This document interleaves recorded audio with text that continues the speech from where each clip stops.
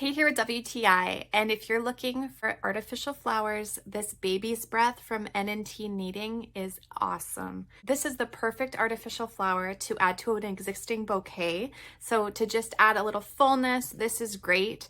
Personally, I love the look of them as a standalone flower. I think this looks so pretty displayed on my table as a centerpiece. It also goes nicely with just a few extra flowers thrown in there for some color.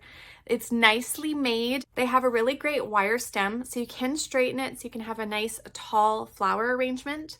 Or if you have a shorter vase and you don't want to commit to trimming them, you can just wind them up and they will fit nicely into your vase.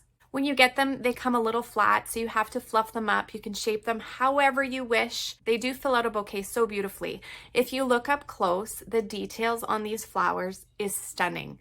They are so pretty and delicate and lots of detail in there. The flowers do pop off if you want, or the little stems can pop off, but it stays together really well. A nice quality artificial flower. I think you will absolutely love them and the way that it can add decor to your space, and that's my point of view.